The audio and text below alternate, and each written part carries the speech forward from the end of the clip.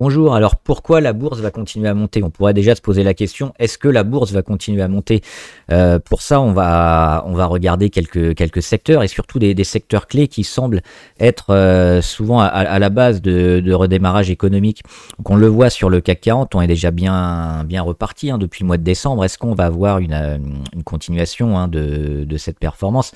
Alors le but, c'est pas de dire qu'on va monter dans tous les secteurs. Il y aura une rotation sectorielle et c'est ça qui est intéressant parce que au final, on va avoir quand même une progression de beaucoup de valeurs. Alors, il ne faudra pas tout acheter, évidemment. Il y a des secteurs peut-être déjà survalorisés. Mais en gros, on va dire que l'économie sur sa base pourrait nous montrer quand même un redémarrage qu'on a déjà vu sur certaines valeurs et sur certains secteurs, notamment clés, qu'on va regarder aujourd'hui, qui pourrait traduire justement une possible relance économique un peu plus forte qu'espérée, parce qu'au niveau de la croissance, que ce soit en France ou en Europe, on est un peu au ras des pâquerettes pour les progressions du PIB notamment. Les États-Unis sont beaucoup plus forts, autour de 3%, nous on est à peine à 1%. Mais on a peut-être des rebonds et puis des choses qui nous permettraient d'espérer. Donc on va regarder un peu ça en graphe et en analyse. Alors comme d'habitude, avant de commencer, je rappelle que les informations et analyses données sur cette chaîne sont données à titre indicatif et ne peuvent pas être considérées comme un conseil en investissement. L'investissement en bourse est risqué, vous êtes responsable de tous les investissements que vous faites.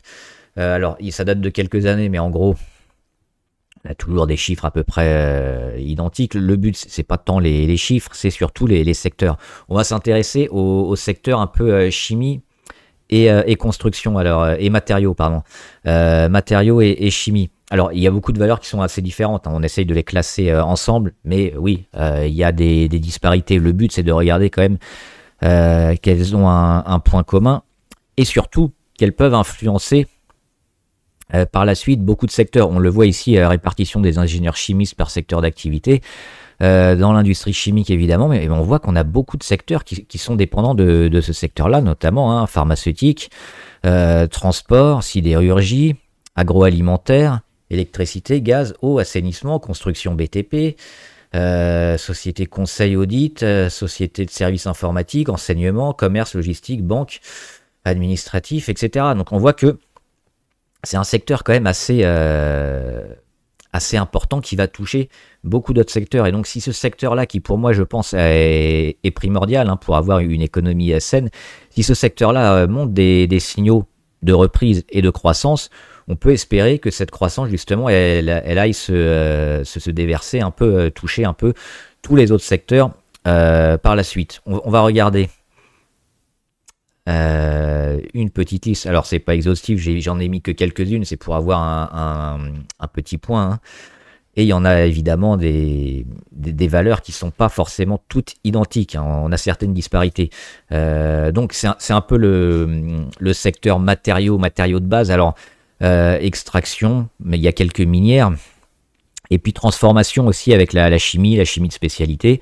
Donc c'est ça qui nous intéresse aujourd'hui et qu'on va regarder et dont on voit sur beaucoup, des rebonds assez forts et des niveaux qui sont assez importants.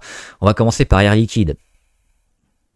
Alors, Air Liquide, la star en France notamment, qui a rebondi ici, on le voit, alors fin décembre ou début janvier, ça dépend, on le voit, cassure de moyenne à 200 assez récemment, et on revient assez proche de nos plus hauts, après avoir passé quasiment un an à rien faire. Le gap du mois de février 2024, il a été comblé au mois de décembre, et puis on est revenu au-dessus là finalement fin janvier, donc ça fait que quelques semaines qu'on est au-dessus, et on voit cette dynamique très forte de reprise finalement, de tendance haussière. On a passé un an un peu difficile sur Air Liquide, on avait donné le signal d'achat notamment ici, ça semble intéressant, et on va voir que beaucoup reviennent aussi à Aperam, dans le fer et l'acier notamment. Là aussi, on le voit, elle a eu du mal, elle est en baisse depuis 2022. Et dernièrement, on baisse plus, notamment ici sur les 22, en septembre 2022, et puis après 2023 et 2024, c'est racheté. Et là aussi, on voit enfin le retournement presque des moyennes les plus longues. On a une cassure de cette petite oblique court terme. Alors on pourra en avoir une autre un peu plus long terme, mais ce qu'on voit surtout, c'est ces plus hauts qui sont de plus en plus bas et qui enfin ont été cassés parce que les 28,97, on les a frôlés au mois de septembre, au mois de novembre. Cette année, hop, on le casse enfin.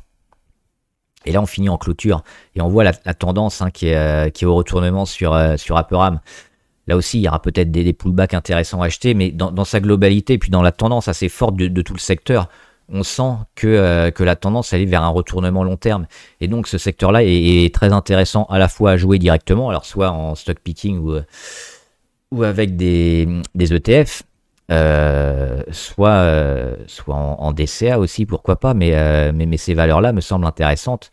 Alors, en une fois ou en plusieurs fois, après, c'est votre stratégie. On aura peut-être des points plus bas, plus intéressants, parce que là, on a une dynamique qui est confirmée quand même, donc on est en phase de rebond, mais c'est super intéressant. ArcelorMittal qui a tout explosé, notamment sur ses résultats, et derrière, qui rend pas grand-chose. Il m'a encore changé les couleurs. C'est en vert, évidemment, elle est au-dessus de tout, hein. Moyenne à 200, et puis on l'avait dit récemment avec la Chine qui va mieux, ça va mieux pour Arcelor, donc là aussi le sidérurgiste qui est en pleine, qui devrait être en pleine expansion en 2025. Et la cassure de cette oblique là, moyen terme, c'est 2022, 2023, et on la casse ici sur les résultats du mois de février 2025. Là aussi, c'est une bonne chose pour un retournement long terme. Alors, il y a forcément ce gros rebond, mais qui est confirmé sur beaucoup d'actions du même secteur, plus de 30%. Donc là aussi, intéressant. Arkema, produits chimiques notamment. Là aussi, alors, un peu moins forte, on le voit, le graphe est peut-être un peu plus compliqué, mais là aussi, hop, on fait 2 journées en clôture au-dessus de la moyenne à 200, ce qu'on n'avait pas fait depuis le mois de mai 2024. Il y aura certainement du travail, il y aura certainement beaucoup d'aller-retour peut-être entre les 77 et les 90, ou entre les 66 et les 90, mais à terme, c'est quelque chose qu'on va casser, je pense, en 2025.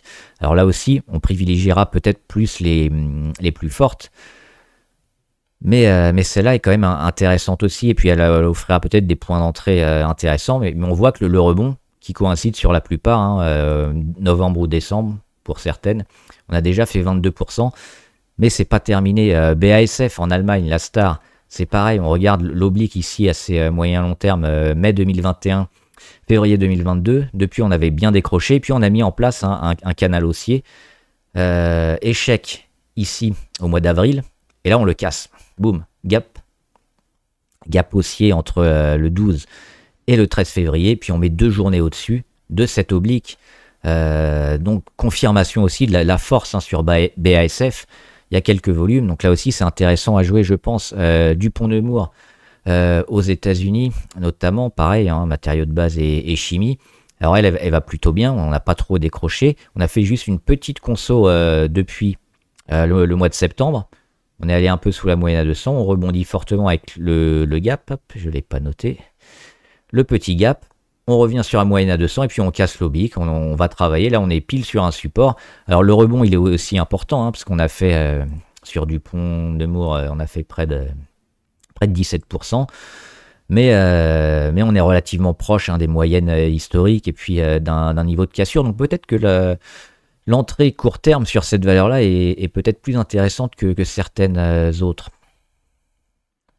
Eramet, alors je l'ai mis, c'est une minière notamment sur les métaux non ferreux et les métaux pas forcément très chers et avec une grosse valeur ajoutée, mais qui est important pour toute l'industrie.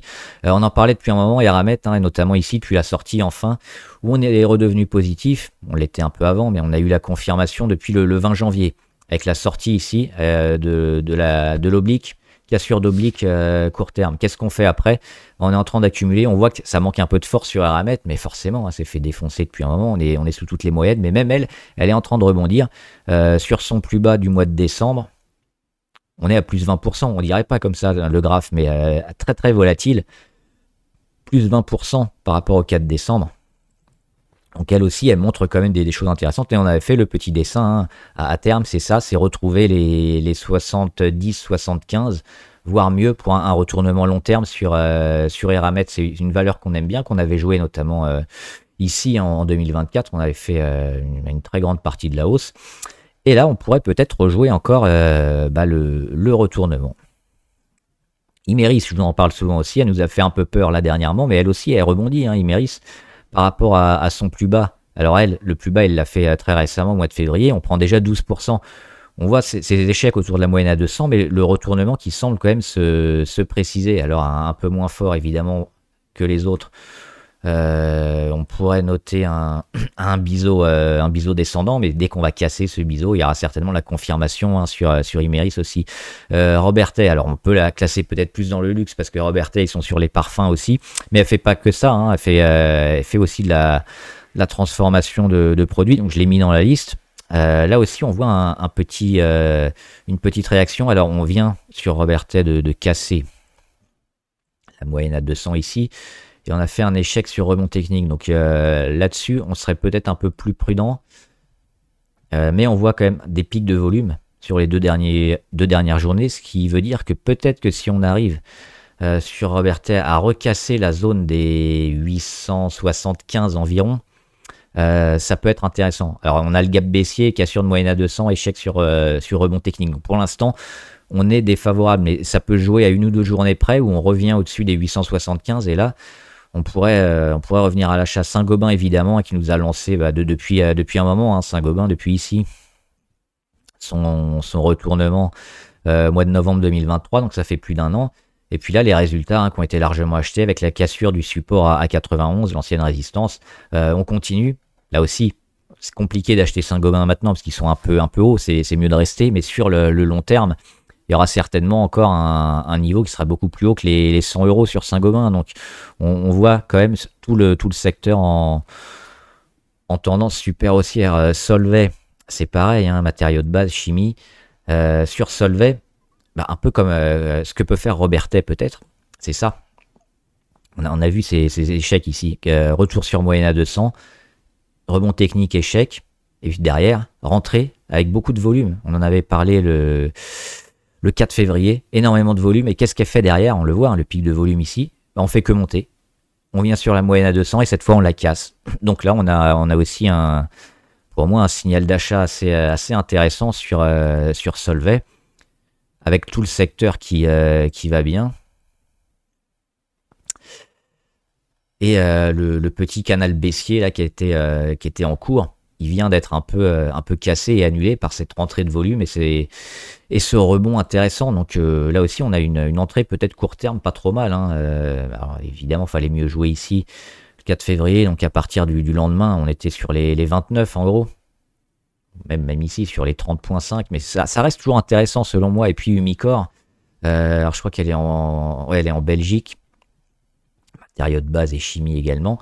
Alors là, ça fout un peu plus les jetons quand même parce que le graphe sur nos amis belges du Micor, il est apocalyptique quand même. Tiens, un gap baissier, je ne les ai pas tous notés, il y en a tellement. Hop.